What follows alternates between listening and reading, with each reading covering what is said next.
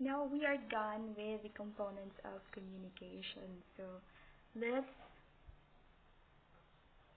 talk about the 9 principles of communication, or the 9 C's. So what are these? Number 1 is clarity, is make your speech understandable. So if you're talking or you're delivering a speech, you should see to it, you should avoid using fillers, or you make your voice audible and well modulated. And if you're writing, you should clarify your words. Use necessary, not the unnecessary. So the receiver will not be confused about what you're talking or what you're delivering. And the next is concreteness. It is supported by facts. So when you deliver a speech, you try to use data, you use statistics or figures, because that will serve as proof or evidence, and people will believe in what you're talking. And then next is courtesy. Build goodwill and being polite. So it is the manner or the approach of addressing someone. Like if it's professional, you could say sir or ma'am. And then curtness. It is free of mistakes in grammar. This is important too, because mistakes in your grammar can obscure or alter the meaning. Let's say you're saying breed, but you actually want to say braid. So there's a different meaning, and it will make your thought confusing, and your receiver or audience will be confused too. They will not understand. And then next is consideration. So you have to consider the recipients. You have to check their profile, their level of education, their race, their habits, their interests, their passion, their advocacies, or their age.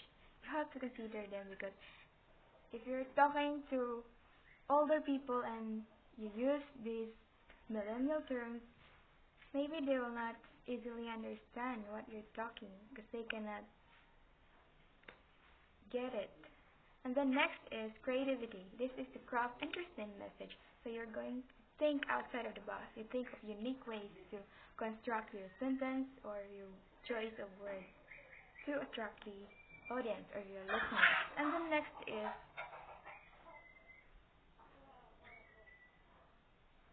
conciseness. This is just to state what is the direct or the simple way. You're not beating around the bush. You just make it short and straightforward. And then cultural sensitivity. This is to empower diverse cultures and races and gender equality. Since today there is a rising of different cultures, since we are now in the globalized world. Let's say you are talking to a speech or a seminar, and then you're talking about LGBT community, and you might offend them because it's like you don't really accept the fact that these people are existing, and you became rude to them. So it will affect. You have to be sensitive. You have to respect the different cultures.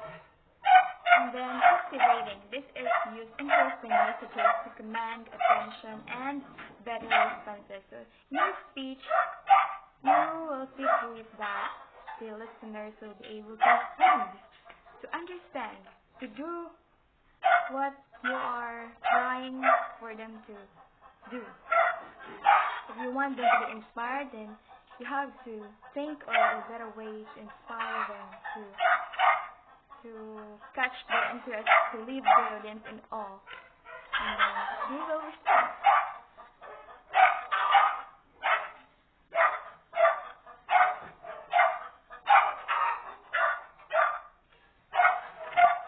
So, you're done with the principles and we are now with ethical communications. It is important that we know the right thing, the proper way of communicating. So there are 5 things you have to consider to become ethical. Number 1 is respect your audience. It's number 1. Just like in the speech of BDS, they addressed their audience, the highest officials that attended there. They acknowledge their presence and say their titles or their ranks, and then consider the result of communication. You have to see, or you have to think, what will be the effect of that communication? What will happen after the communication?